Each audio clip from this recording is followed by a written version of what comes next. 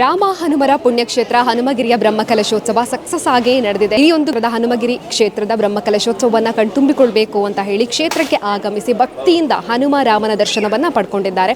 ಹನುಮಗಿರಿ ಕ್ಷೇತ್ರದ ಬ್ರಹ್ಮಕಲಶೋತ್ಸವ ಅತ್ಯಂತ ಯಶಸ್ವಿಯಾಗಿ ನಡಿಬೇಕು ಅಂತ ಹೇಳಿದರೆ ಇದಕ್ಕೆ ಎಲ್ಲ ರೀತಿಯಲ್ಲಿ ಕೂಡ ಸಹಕಾರವನ್ನು ನೀಡಿದವರು, ಅದರ ಜೊತೆಗೇನೆ ಶ್ರಮಿಸಿದವರು ಅಂತ ಹೇಳಿದರೆ ಈ ಹಿಂದೆ 7 ಬಾರಿ ಬ್ರಹ್ಮಕಲಶೋತ್ಸವವನ್ನು ಅತ್ಯಂತ ಯಶಸ್ವಿಯಾಗಿ ನಡೆಸಿದಂತಹ ಪವಿತ್ರ ಪಾಣಿ, ಹಾಗೆಯೇ ಹನುಮಗಿರಿ ಬ್ರಹ್ಮಕಲಶೋತ್ಸವ ಸಮಿತಿಯಲ್ಲಿ ಕೂಡ ತೊಡಗಿಸಿಕೊಂಡವರು ಈ ಒಂದು ಕ್ಷೇತ್ರದ ಧರ್ಮದರ್ಶಿಗಳಾಗಿರುವಂತಹ ಧನ್ಯ ಅಚ್ಯುತ ಮೂಡತಾಯ ಸರ್. ಇವರು ಕೂಡ ನಮ್ಮ ಜೊತೆಗಿದ್ದಾರೆ, ಬನ್ನಿ ಮಾತಾಡ್ಸೋಣ.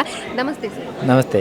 ಬ್ರಹ್ಮಕಲಶೋತ್ಸವ ಎಲ್ಲ ರೀತಿಯ ತಯಾರಿಗಳನ್ನು ಮಾಡಿಕೊಂಡು ನೀವು ಅಂದುಕೊಂಡ ರೀತಿಯಲ್ಲಿ ಇವತ್ತು ಆಗಿ ಮುಗಿದಿದೆ, ಧನ್ಯ ಅನ್ನೋ ರೀತಿಯಲ್ಲಿ ಆಗಿರುವಂಥ ಸರ್. ಇವತ್ತಿಗೇನು ಹನುಮಗಿರಿಯ ಬ್ರಹ್ಮಕಲಶ ಇವತ್ತು ಸಂಪನ್ನಗೊಂಡಿದೆ, ಅತ್ಯಂತ ವಿಜೃಂಭಣೆಯಿಂದ ನಡೆದಿದೆ.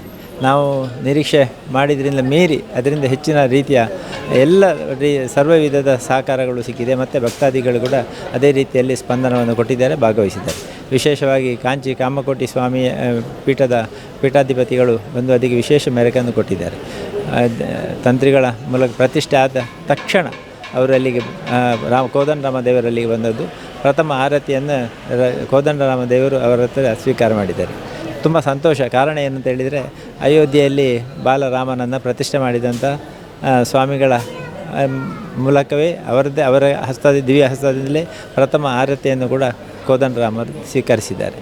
ಅದೇ ರೀತಿಯಲ್ಲಿ ಪಂಚಮುಖಿ ಆಂಜನೇಯ ಸ್ವಾಮಿಯ ಪ್ರತಿಷ್ಠಾ ಸಂದರ್ಭದಲ್ಲಿ ಕೂಡ ಅವರು ಆರತಿಗೆ ಬೆಳಗುವ ಸಮಯದಲ್ಲಿ ಅಲ್ಲಿಗೆ ಉಪಸ್ಥಿತರಿದ್ದರು ಮತ್ತು ಅವರು ಆರತಿ ಮಾಡಿದರು.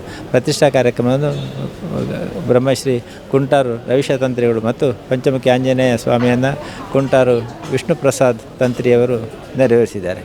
ಈ ರೀತಿಯಲ್ಲಿ ಒಂದು ಒಳ್ಳೆಯ ರೀತಿಯ ಬ್ರಹ್ಮಕಲಶದ ಪ್ರತಿಷ್ಠಾ ಕಾರ್ಯಕ್ರಮಗಳು ಜರುಗಿದೆ.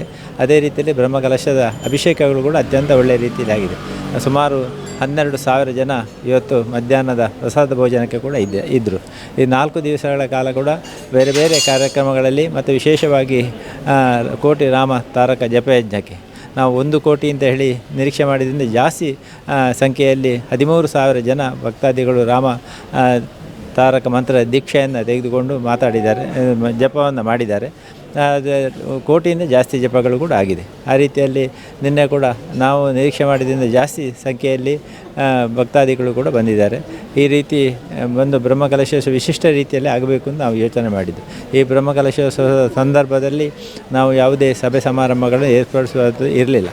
ಆದರೆ ಘನವೆತ್ತ ರಾಜ್ಯಪಾಲರು ಇಲ್ಲಿಗೆ ಬಂದಿದ್ದಾರೆ. ಅವರಿಂದ ಸಂದೇಶ ಕೊಡಿಸುವಂಥದ್ದು ಒಂದು ಸುಯೋಗ ನಮಗೆ ಸಿಕ್ಕಿದೆ. ಆ ರೀತಿ ಅವರು ಸಂದೇಶವನ್ನು ಕೊಟ್ಟಿದ್ದಾರೆ. ಅದೇ ರೀತಿಯಲ್ಲಿ ಕಾಂಚಿ ಕಾಮಕೋಟಿ ಸ್ವಾಮೀಜಿಗಳು, ರಾಘವೇಶ್ವರ ಭಾರತಿ ಸ್ವಾಮೀಜಿಗಳು, ತುಂಬ ಜನ ಸ್ವಾಮೀಜಿಗಳು ಎಲ್ಲರೂ ಬಂದಿದ್ದಾರೆ. ಬಂದವರು ಎಲ್ಲರೂ ಸಹ ಹೆಚ್ಚಿನ ಸ್ವಾಮಿಗಳು ಧರ್ಮ ಸಂದೇಶವನ್ನು ನೀಡಿ ಹೋಗಿದ್ದಾರೆ. ಒಂದು ರೀತಿಯಲ್ಲಿ ಯಾವುದೇ ಸಭೆ ಮಾಡದಿದ್ದರೂ ಕೂಡ ಸಂದೇಶಗಳು ಸಮಾಜಕ್ಕೆ ಎತ್ತುವ ವ್ಯವಸ್ಥೆಗಳು ದೇವರು ಬೇರೆ ಬೇರೆ ಮೂಲಗಳಿಂದ ಸ್ವಾಮೀಜಿಗಳ ಮೂಲಕವನ್ನು ಮಾಡಿಸಿದ್ದಾರೆ ಅಂತ ಹೇಳುವಂಥದ್ದು ಕೂಡ ತುಂಬ ಸಂತೋಷದ ವಿಚಾರಗಳು.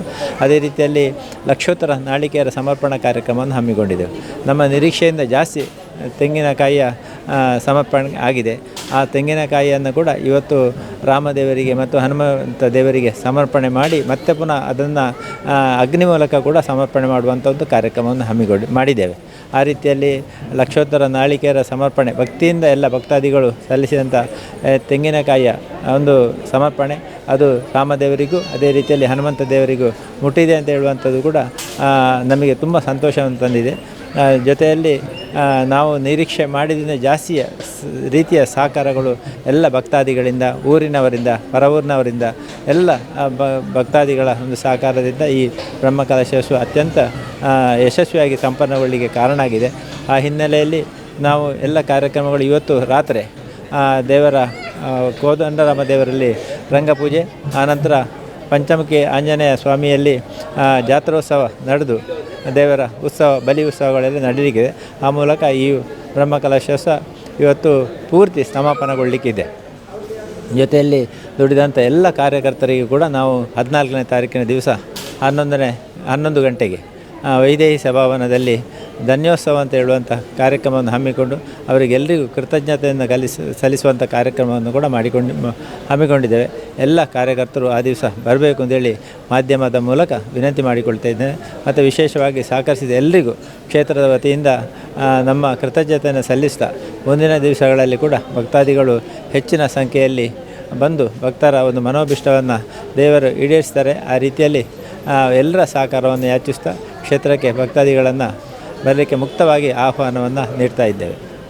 ಸುದ್ದಿ ಚಾನಲ್, ಕ್ಷಣ ಕ್ಷಣದ ಸುದ್ದಿಗಾಗಿ.